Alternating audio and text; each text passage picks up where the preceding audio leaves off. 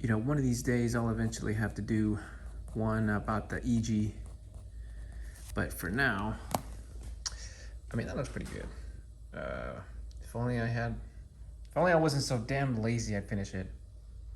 As well as that one. Oh man, so many things to do. But let's get started with the Civic.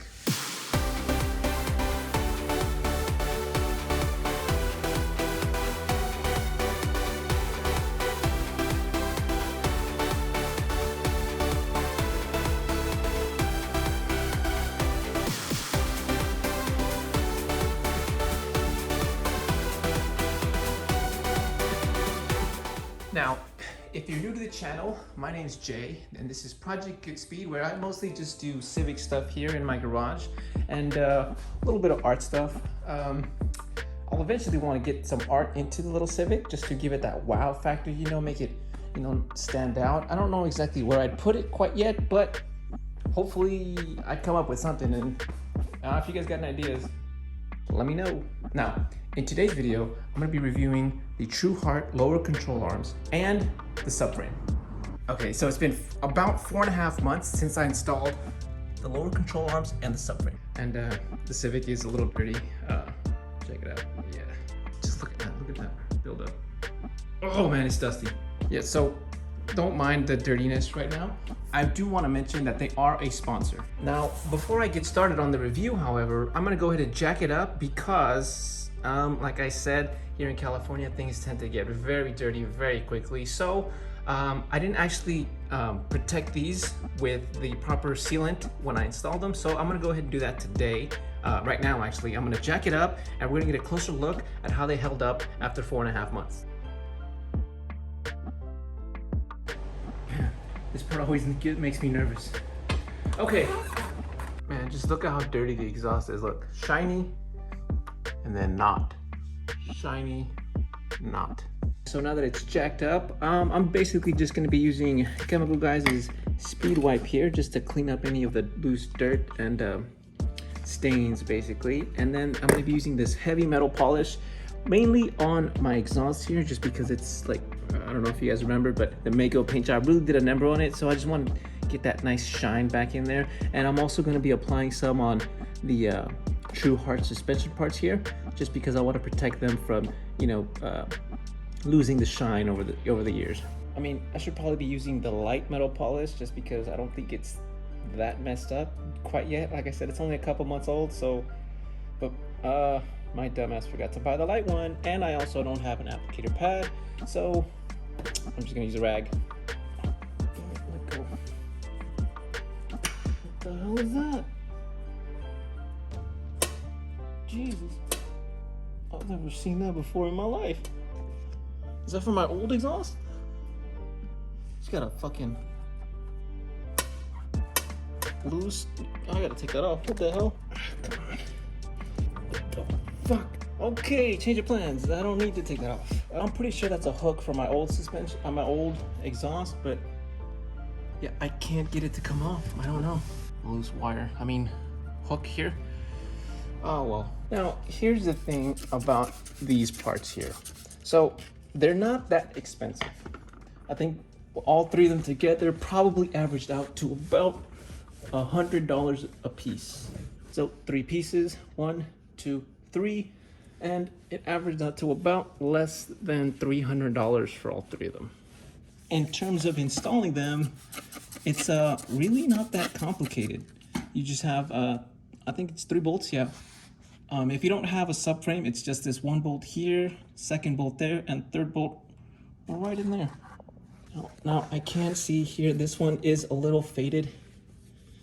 It looks kind of like it has, what's the term here?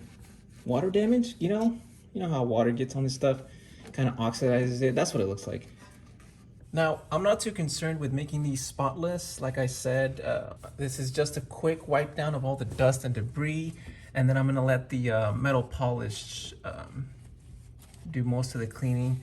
And I'm too lazy to take them off and clean them the right way, so this is just gonna have to do for now. Now, the first thing we're gonna be talking about are the lower control arms. I have had to replace a couple parts on the Civic here. You know, just normal wear and tear. I've had it for quite a long time. I'd say something about 10 years maybe. So it's been running strong for quite a long time. It's got a lot of miles, and I do put in the wrench time when things go wrong. And that being said, I do not want to spend an arm and a leg replacing parts like, you know, this. And in terms of pricing, $100 is right around where I would expect to spend, maybe a little bit on the high end. However, it's not that expensive. I mean, it's pretty much the same, really not that much of a difference.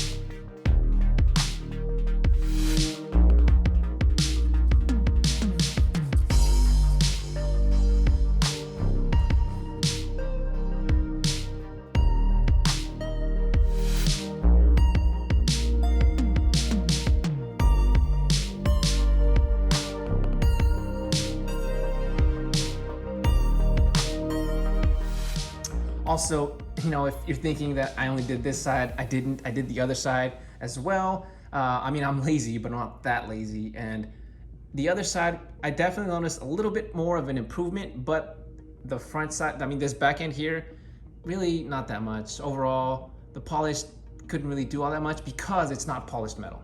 Not like my exhaust, which turned out great. So the main reason I bought these from TruHart is one, because I like the styling. I think the lower control arms look great. The subframe also looks pretty good. And two, it was pretty affordable, really. Price-wise, it's really not all that expensive to replace these three parts. You don't have to buy the lower control arms separately. You just pay for one of them and it comes with a pair. And it just adds that wow factor, you know? Like, you can't just replace the lower control arms and not get a subframe, you know? I think it just looks naked like that. At least personally for me, I would rather have the full rear end, nice and shiny like that. I think it looks cool, especially when it's just posted outside, or if you're walking up to it, you're like, God damn, is that my whip? And look at, that's my whip with the Yonaka exhaust, which I still need to get fixed. You can see it's dripping a little too low down there. Now, in terms of handling, the improvement is minimal, but it is noticeable. So keep that in mind. You know, don't expect a drastic change in your, you know, Honda because you got some new lower control arms. But in my case, my bushing was shot because for the longest time I had not changed the rear end lower control arms, and also the ride in the back was a little bumpy, and you can hear the clanking of the bushing when you go over potholes or anything like that. If you've seen my videos before, I've mentioned this. My wheel offset is off. As you can see, the frame of the car ends, but the tires keep going. So it makes turning around a corner a little annoying because if I'm carrying too much weight, or if I transfer the weight to one side more than the other, I tend to scrape, and wheels are not cheap. It will mess them up real bad. Now, that being said, I actually already messed them up because as you can see, currently my setup is Advan on the right side running 195/55. But on this side, I'm running these generic, I've never heard of this company, what, road hugger, I don't know. They essentially were damaged on the highway, you know. Thanks a lot, construction sites. But basically I had to get a whole new set of tires on this side just because that's all I could find, and I couldn't find any ones that matched the other side. So essentially my setup is all over the place and doesn't entirely match, but I mean, what can you do, you know? Now, if you're interested in installing these parts and, you know, are curious as to how they last and what type of performance you're looking at here, personally, I don't see much of a drastic increase in performance. However, I do notice some change. And essentially, I think that could be attributed to the subframe because, as I mentioned, my cornering is a little limited because of my offset, but when I do corner, I do definitely notice that the subframe and the rear end basically is just a little more stiffer. Without it, I noticed that the car would roll to one end a little bit more and one end would be up while the other one would be grabbing down. and it makes turning a little wobbly and a little sketchy sometimes. But with this setup, everything just seems to like just stay down on the ground and corner a lot faster. Not that I'm cornering fast at all, you know, the California laws are very strict here. In terms of overall difficulty to install, the lower control arms, I would rate that like a 3 out of 10, really not that difficult. The subframe is a little more complicated if you mess up, and I messed up. Let me show you what I'm talking about. So when I ordered them from TruHart, they basically come with no instructions. It's ultimately on you to figure out how they go, and I made a mistake. Now, if you can see here, you see that bolt sticking out? That's a relatively newer bolt because I made the apparently common mistake of stripping out the bolt that is welded on to the frame of the car. And I'll get a closer look on the other side so you guys can compare. So what happened was the subframe will essentially bolt on if you just insert the bolts, no problem.